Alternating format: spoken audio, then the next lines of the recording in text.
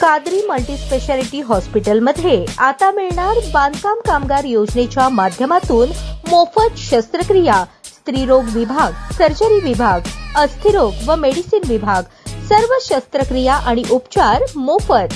पत्ता plot number 10, Majrewadi, नई जिंदगी रोड, अथर्व मंगल कार्यालयाजवळ, सोलापूर।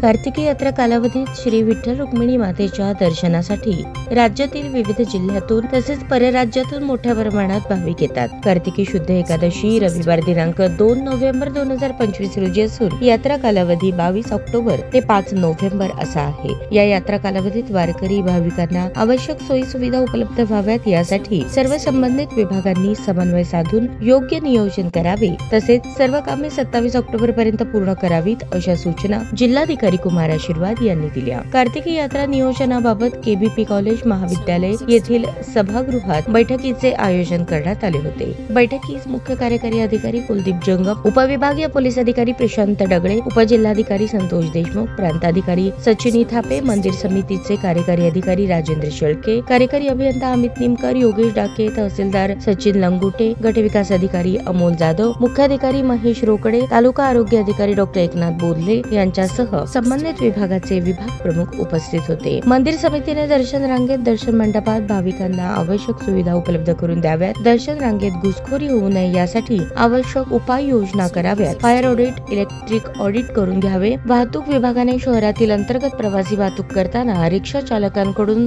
जादा दराची आकारणी होणार नाही याची दक्षता घ्यावी। आरोग्य विभागाने मुबलक औषधांचा पुरवठा करून घ्यावा। भाविकांच्या सुरक्षेसाठी गॅस, इलेक्ट्रिक तपासणी पथकांची नेमणूक करावी अशा सूचना जिल्हाधिकारी आशीर्वाद यांनी दिल्या। यावेळी मंदिर समितीचे कार्यकारी अधिकारी राजेंद्र शेळके यांनी कार्तिकी यात्रा कालावधीत भाविकांना जलद व सुखकर दर्शन व्हावे यासाठी मंदिर समितीकडून योग्य नियोजन करण्यात आले असून पत्राशेड दर्शन रांगेतील भाविकांना स्वच्छ पिण्याच्या पाण्याची व्यवस्था व आवश्यक सर्व सोयी सुविधा उपलब्ध करण्यात आल्याचे सांगितले। नदीपात्रातील स्वच्छता, तात्पुरते शौचालय व्यवस्था, भक्ती सागर सर्व सुविधा भाविकांना उपलब्ध करण्यात येणार असल्याचे मुख्याधिकारी महेश रोकडे यांनी सांगितले।